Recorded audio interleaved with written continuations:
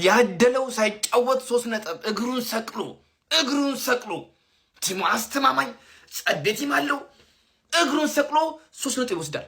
ዛሬ በኒውካስትልና በሲቲ ጨዋታ አርሰናል አሸንፈው እግሩን ሰቅሎ ፈታ ብሎ ነገም ያስገባውና ቶተናምን በረምብ አድርጎ አስፈንድዶ እየጠልጠዋል 3 ነጥብ ያገኛል።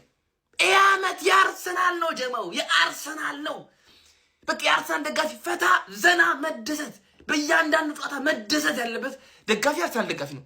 ደግሞ የሚገባው በትክክል ይለፋ ደጋፊ ነው። ለክለቡ ታማኝ የእውነት ያመት የናንተ ነው ጀማው የእውነት የናንተ ነው። ፈታ ዘና ብለህ ዋንጫውን ታነሳለህ። ፈታ ዘና ብለህ ዛሬ ሳትጫወት ምን ሳትጨናነቅ 3 ነጥብ አግኝተሃል። ነገም ደግሞ ፈታ ብለህ ተዝናንተ ደግሞ ፈንደድ ያለችው እቺን ዶሮ ታበጥራታለህ።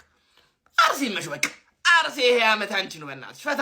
አረ ምንድነው ጉዱ? አረ ምንድነው ጉዱ? አርሰናል ደጋፊዎች እንዴ የሆነ ነገር አሰራን እንዴ? እንደዚህ የተሳካ ቋጠሮ ከየት ያመጣ ነው እንዴ?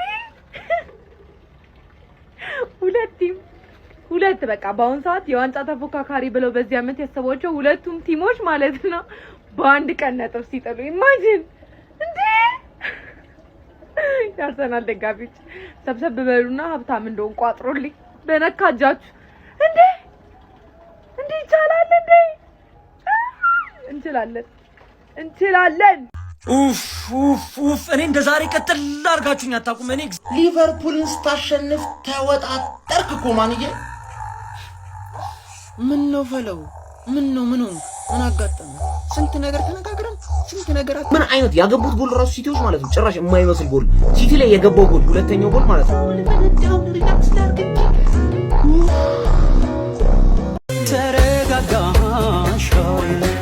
ተረጋጋሽ ነፍስሽ ከሰጋሽ ታረቀለ ተረት ማስተኛት ነው እንግዲህ አረጋይቻል ያዱ አይመስለኝም ግን በተረት ቢሆን ማስተኛት ነው። እቴሜት ያጫውታቸው አስተኛል። ኡፍ እኔ እንደ ዛሬ ቀጥል አድርጋችሁኝ አታውቁም። እኔ ሊቨርፑልን ስታሸንፍ ተወጣጠርክ እኮ ማንዬ። ምን ነው ፈለው? ምን አጋጠመ? ስንት ነገር ተነጋግረን ስንት ነገር ምን አይነት ያገቡት ጎል ራሱ ሲቲዎች ማለት ነው ጭራሽ የማይመስል ጎል ሲቲ ላይ የገባው ጎል ሁለተኛው ጎል ማለት ነው።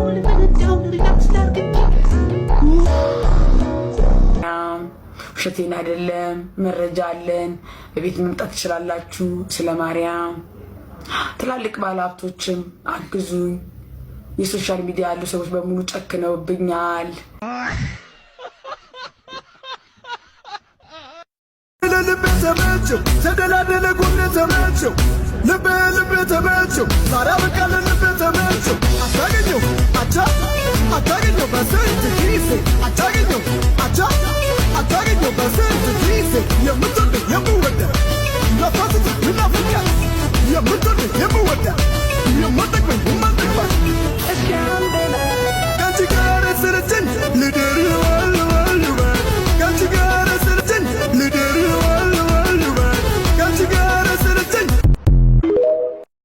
ጨዋታ ሳትጫወት ቹቺ ጨዋታ ሳትጫወት ድል አድርገህ ታውቃለህ? ሳትጫወት አርሰናል ዛሬ ሳይጫወተው ድል አድርጎ የሚገባው ሁለቱም ተቀናቃኞቹ ሊቨርፑልም ሲቲም ተሸንፈዋል። የራሱን ጨዋታ አሸንፎ መራቅ ብቻ ነው የሚጠበቀው። ነገ ካሸነፈ ከሊቨርፑል በ11 ከሲቲ በ7 ይርቅባቸዋል። ለዛ ነው ጋርዲዮላ ይሄ ጨዋታ ምን ያህል ወሳኝ እንደሆነ የተረዱት። የአርሰናል ደጋፊዎች ቁጭ ብድግ ሲሉ ያመሹትበትም በዚህ ምክንያት ነው። አዎ ሰንደርላንድ ላይ ስታዲየም ኦፍ ላይት ላይ አርሰናል የጣለው ነጥብ ሴንት ጄምስ ፓርክ ስቴዲየም ላይ በጥፍ ተመልሷል። አረ ጨዋታ ይበቃል። አራዳ ልጆች እኔ እንጃ። እኔ ፕሪሚየር ሊጉ ከተጀመረ ምርጡን ጌም ዛሬ አየን ብል ማጋነን አይሆንብኝም ማለት ነው። እጅግ በጣም አስገራሚ ጨዋታ ነበር። የአራዳ ልጆች ያው እንደምታውቁት ጥሩ ነገር ለእናንተ ግዴታዬ ነው።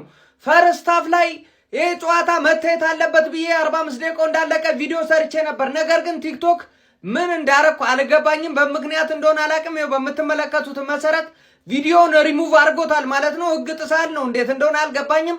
ኮፕሊንክ በደንብ እያደረግን መስተካከል አለበት ህጉን እንዴት እንዳልጣስን ማለት ነው። ያራዳ ልጅ በዛ እናሳየዋለን። ጨዋታው ግን ምን ጉድ ነው! ማንቸስተር ሲቲ ተወዶ አይደለም ተገዶ ነው ነጥብ የጣለው በዚህ ጨዋታ ማለት ነው።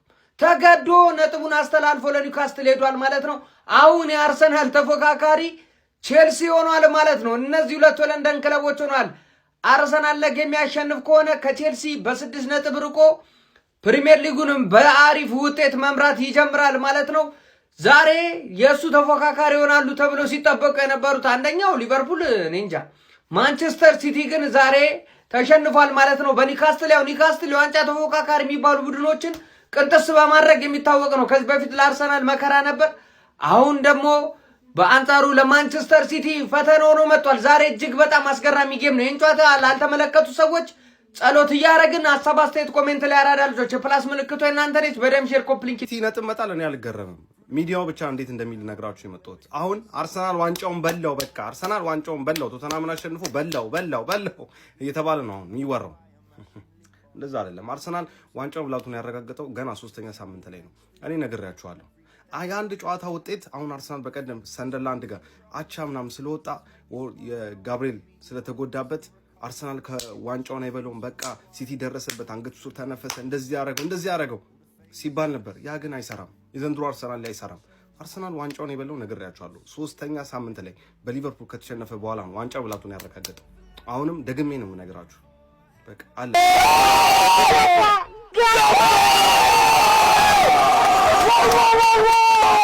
ኒውካስል ደገሙት።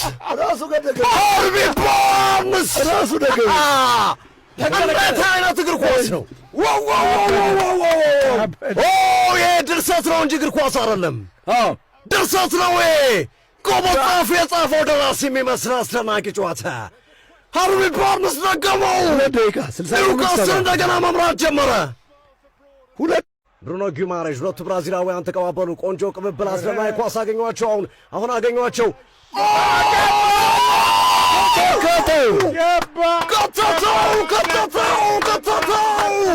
ሃርቪ ባርንስ ምን አይነት ጎል ነው! አታሎ እንደዛልሽ አስብተው አረዷቸው፣ ጉድ ሰሯቸው። ኒውካስል ሴንት ጄምስ ፓርክ ላይ በአስደናቂ ሁኔታ ማንቸስተር ሲቲን መምራት ጀመረ። ሪያን ቸርኬ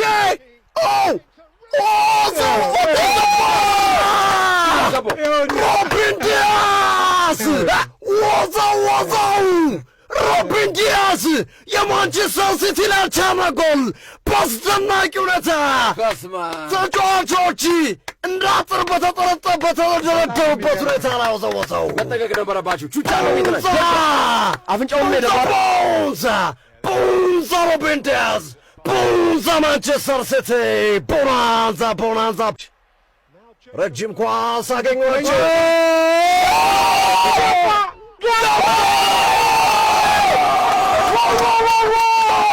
ኒውካስል ደገሙት። ሃርቪ ባርንስ ራሱ ደገሙት። እንዴት አይነት እግር ኳስ ነው! ይሄ ድርሰት ነው እንጂ እግር ኳስ አይደለም። ድርሰት ነው ይሄ። ቆመጣፍ የጻፈው ደራሲ የሚመስል አስደናቂ ጨዋታ። ሃርቪ ባርንስ ደገመው። ኒውካስል እንደገና መምራት ጀመረ። 2 ደቂቃ 68ኛው ሲቲ ያገባ 70ኛው ኒውካስል። ሃርቪ ባርንስ የማዕዘን ኳስ ነው፣ የተጨራረፈ ኳስ ነው። ሲመለሱ መጨረሻ ላይ ሃርቪ ባርንስ በ5 የሲቲ ተከላካዮች መካከል ኳስና መረብን መቀላቀል ቻለ። ቦንዛ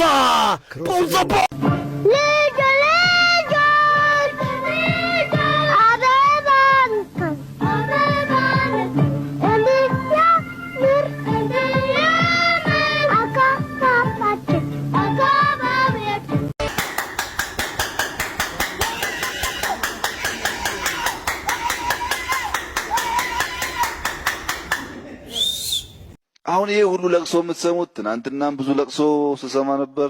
አሁን እናንተ ሸኝቼም አዲስ አልቃሽ ይመጣል ያለቅሳል። የኔ ስራ በቃ ሶፍት እያያዙ መቅረብ ብቻ ነው። ግባና አውጣው ይላል። ቢስሚላህ ተቋጠረለት። ኒውካስትሎች እናመሰግናለን፣ በጣም እናመሰግናለን።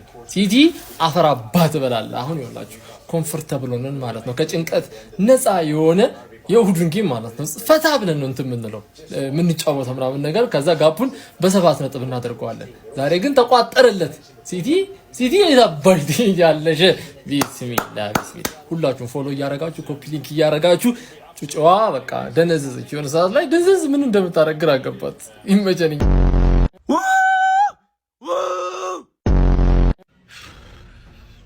ተሸንፈናል እምለው ነገር ግን ማለት ነው ደነዝ ነው ወይ ፔፕ?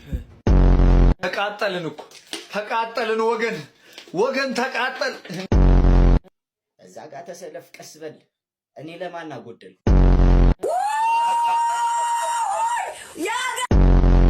ክለቡን ለቀልን ብቻ ውጣ። በቃ ህይወቴ እስትንፋሴ ምንም አይሁን ልጅ። ለምንድን ነው ኤዲተሮች እሱ ላይ ሜም አይሰራው? ነቨርትስ ብቻ ላይ የሚሰራው? ኬርኬጅ ደደብ ነው፣ ስሩበት ሜም እንዴ ተወሰልከኝ።